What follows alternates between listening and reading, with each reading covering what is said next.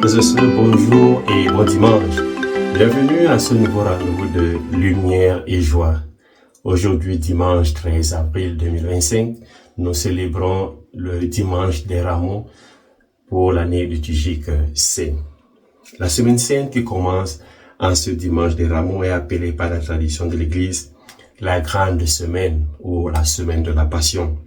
C'est sur ce dernier aspect de la Passion que j'aimerais porter notre homélie de ce dimanche. Mais avant d'entrer en profondeur sur la Passion de Jésus-Christ, j'aimerais, dans un premier point, méditer sur la Passion de Dieu. Et ensuite, nous entrerons en profondeur sur la Passion de Jésus-Christ. Et troisièmement, sur la Passion de l'homme, la Passion de l'humanité. Et enfin, la valeur de la Passion de Jésus-Christ dans notre monde d'aujourd'hui, dans notre vie d'aujourd'hui. Frères et sœurs, en étudiant la Passion, en méditant sur la Passion, nous allons méditer sur la Passion dans ces deux dimensions. Passion comme affection, comme amour, mais aussi passion comme épreuve, comme souffrance. C'est sous ce double regard que nous allons contempler le mystère de la Passion, le mystère de la croix de Jésus-Christ. Frères et sœurs, comme cette Passion de Jésus-Christ, comment cette Passion de Jésus-Christ peut-elle encore avoir aujourd'hui une valeur salvifique dans mon monde, dans la vie de tout un chacun? Commençons par le premier point, la Passion de Dieu. La Passion de Dieu, c'est d'abord la grande affection que Dieu a pour l'humanité. Cette passion se découvre dès les premières pages de la Bible, dans le récit de la création. L'acte originel, l'acte créateur, est un acte de passion dans son double sens que nous avons su mentionner. Donc, épreuve et amour. Dieu crée avec passion. C'est pourquoi à la fin de chaque journée, l'auteur sacré observe la bonté et la beauté du créé. La passion donne lieu à la bonté et à la vie, car l'amour engendre toujours la bonté, la vie et la beauté. La vie, la passion créatrice de Dieu devient très tôt passion rédemptrice. Lorsqu'Adam et Ève pécheront, Dieu va habiller ceux-ci de peau de bête, ce qui suppose une effusion de sang et par conséquent un sacrifice. Dieu sacrifie une de ses créatures pour sauver l'homme en couvrant sa nudité, parce que l'homme est vêtu par peau de bête. Cette passion rédemptrice va se révéler tout au long de l'histoire d'Israël et se révélera surtout lors de la sortie du peuple d'Israël de l'Égypte, lorsque par le sang de l'agneau, Dieu épargnera les maisons des fils d'Israël. Une fois de plus, Dieu demandera à ses enfants de verser le sang de sa créature pour sauver son peuple, pour être un peuple libéré, pour être un peuple sauvé. Frères et sœurs, la passion de Dieu se révélera ensuite dans la vie de ses serviteurs, les prophètes. Par exemple, Élie a été persécuté par le roi Akab et la reine Jézabel, menacé de mort. Il est contraint de fuir pour sa vie. 1 Roi, chapitre 19. Jérémie, il a été moqué, emprisonné, battu, menacé de mort pour avoir prophétisé la destruction de Jérusalem. Jérémie, chapitre 20, 37 et 38. Le prophète Michée, il a été emprisonné pour avoir prophétisé contre le roi Akab dans le premier livre des rois au chapitre 22. Amos a été menacé par son message prophétique lié à sa souffrance dans son mariage. Osée, lapidé, a été tué dans le temple pour avoir dénoncé l'idolâtrie. Chronique chapitre 2e Chronique chapitre 24. Jésus y fait allusion dans l'évangile de Matthieu. Isaïe, la tradition juive rapporte qu'il a été scié entre deux sous le règne du roi Manassé. Bien que cela ne soit pas explicitement mentionné dans la Bible, il est considéré comme un prophète ayant subi le martyre. Les chants du serviteur souffrant dans le livre d'Isaïe expriment cette passion. Le texte de la première lecture nous donne un aperçu de cette passion. Il dit « J'ai présenté mon dos à ceux qui me frappaient et mes joues à ceux qui m'arrachaient la barbe. Je n'ai pas caché ma face devant les outrages et les crachats. » La passion de Dieu a toujours pour but le salut de l'homme.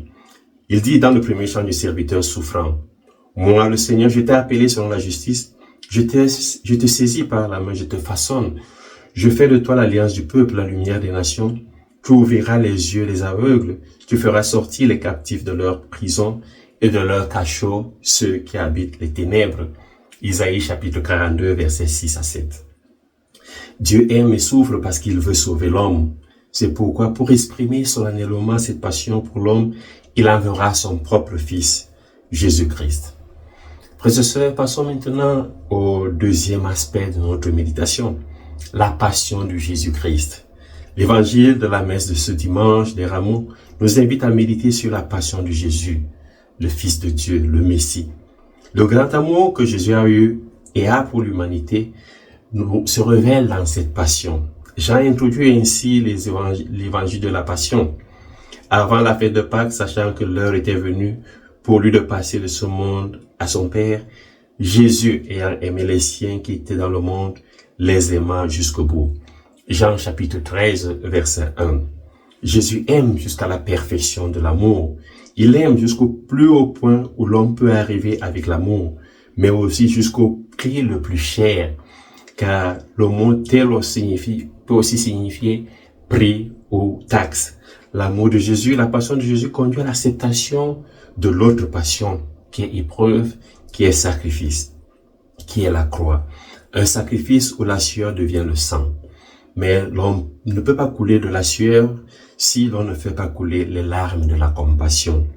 C'est parce qu'on a coulé les larmes de la compassion que l'on peut verser sa sueur dans une vie de sacrifice pour aboutir à verser son sang par amour, par passion.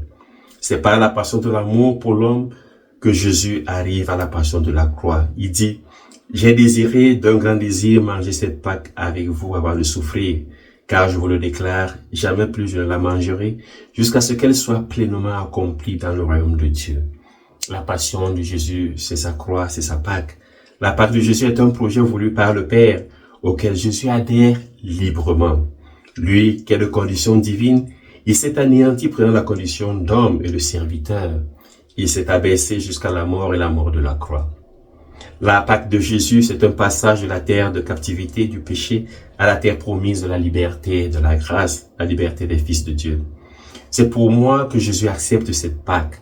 Ce désir de Jésus, c'est le désir de mon salut. C'est le désir de Jésus à me libérer de mon exil loin du Père de mes frères.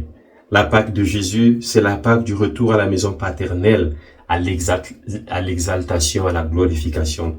La Pâque de Jésus, c'est le triomphe de l'amour sur la haine, le triomphe de la fidélité sur la trahison de Judas et le reniement de Pierre. C'est le triomphe de l'humilité sur la recherche des places d'honneur des apôtres. C'est le triomphe du don de soi à la cupidité et avidité de Judas. C'est le triomphe de l'innocence sur la jalousie des grands prêtres et chefs des peuples. C'est le triomphe de la justice sur l'irresponsabilité de Pilate. C'est le triomphe de la miséricorde sur l'insulte du malfaiteur. La Pâque de Jésus, c'est la victoire de la vérité sur l'injustice, de l'amour sur mon péché. Troisièmement, la passion de l'homme. En 2004, nous avons contemplé le chef-d'œuvre cinématographique de Mel Gibson sur la passion du Christ. L'une des principales critiques était la dureté, la cruauté des scènes. Pour beaucoup, ces scènes étaient vraiment violentes. Mais à travers la cruauté de ces scènes, Mel Gibson a tout simplement voulu exprimer d'une part l'intensité de la douleur du Christ et par conséquent la valeur absolue et suprême de son amour pour moi et pour l'humanité. D'autre part, il a aussi voulu exprimer les souffrances des hommes de tous les temps. Pensons par exemple à l'horreur de l'esclavage et de la colonisation. Pensons aux camps de concentration. Pensons aux violences domestiques où les parents violent leurs enfants. Pensons au trafic des êtres humains, à l'exploitation de l'homme par l'homme. L'homme souffre aujourd'hui. Caïn continue à tuer Abel. Aujourd'hui, l'on continue à choisir Barabbas à la place de Jésus et à condamner Jésus. Le coupable est blanchi, l'innocent est condamné. Jésus se donne comme agneau de Dieu pour porter cette passion, cette souffrance de l'homme. Il nous enseigne que c'est par la passion de l'amour, c'est par la passion de la douleur que la passion elle-même prendra fin. Oui, frères et sœurs, Jésus nous enseigne que c'est par l'amour-passion que la passion de la douleur prendra fin. Pour vaincre la souffrance, la passion épreuve, il faut la passion amour. Celui qui n'accueille pas la croix de Jésus refuse la passion de Jésus et ne sait pas ce qu'il fait. Pour t'associer à sa passion et à sa croix, Jésus te demande comme il a fait avec Judas, mon ami, pourquoi es-tu ici? Pourquoi es-tu dans ce monde? Pourquoi suis-je dans ce monde? Pourquoi je suis ici et maintenant?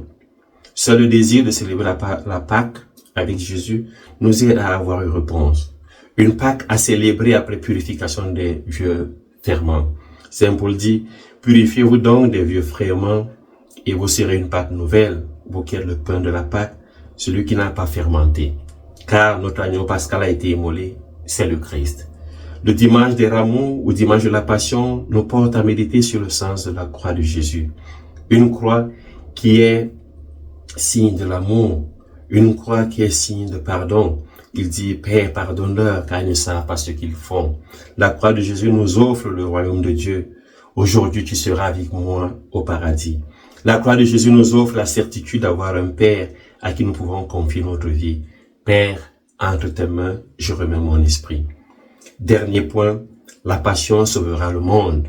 La valeur de la passion dans notre monde et dans notre vie. La passion est un amour qui se donne. Dans l'évangile, Jésus nous dit, Père, pardonne-leur car ils ne savent pas ce qu'ils font. Frères et sœurs, aujourd'hui, dans un monde marqué par la violence, les divisions, les rancœurs, cette parole rappelle que le salut passe par le pardon inconditionnel, l'amour qui persévère malgré le rejet. En portant la croix de l'humanité, le Christ nous invite à nous tenir aux côtés de ceux qui souffrent, à partager leur peine et à lutter contre les causes de leur souffrance. La passion n'est pas une défaite, mais la révélation d'un amour plus fort que la haine. La passion donne sens à la souffrance et est signe de solidarité avec les souffrants. Aujourd'hui, la passion nous appelle à reconnaître le Christ dans les crucifiés de notre temps, les migrants, les pauvres, les persécutés, les exploités. La passion nous montre que la souffrance vécue avec amour et foi peut être un chemin de transformation, de transfiguration et de rédemption.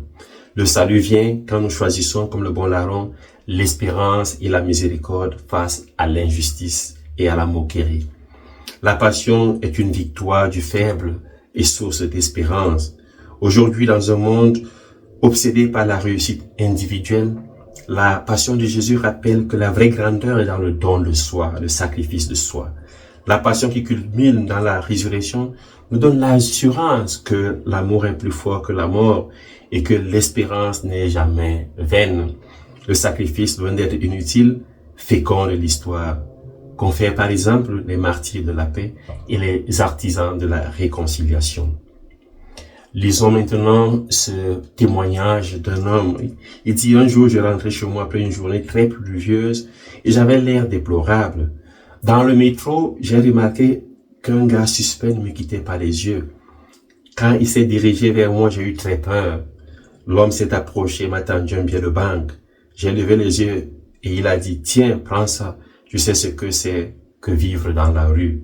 J'ai essayé d'expliquer que j'allais bien et que je rentrais juste du travail, mouillé par la pluie. Et lui, il dit, allez mon pote, tout va bien, prends ça. Ce jour-là, j'ai appris plein de choses sur moi-même. Oui, frères et sœurs, ce témoignage d'un bien reçu nous montre comment beaucoup de personnes dans le monde aujourd'hui ont de la passion, ont de l'amour vis-à-vis de leurs frères et sœurs. La passion du Christ vécue comme un amour infini est un sacrifice rédempteur. Il a le pouvoir de transformer nos vies et de guérir les blessures de notre vie et de notre monde. Il nous invite à suivre le Christ sur le chemin de l'humilité et du don de soi, car c'est là que réside la véritable beauté qui sauvera le monde. Si la beauté sauve par sa puissance d'émerveillement, comme le dit Dostoïevski, la passion sauve par sa puissance de conversion, de transformation, de transfiguration. La passion révèle l'amour plus fort que la mort, la justice qui relève au lieu d'écraser, l'espérance qui transfigure la souffrance. Aujourd'hui, accueillir la passion, c'est choisir de croire que l'amour crucifié est plus puissant que toutes les forces du mal et qu'il faut en vivre. Bon dimanche, bonne montée vers la Pâque, loué soit Jésus-Christ et que Dieu vous bénisse.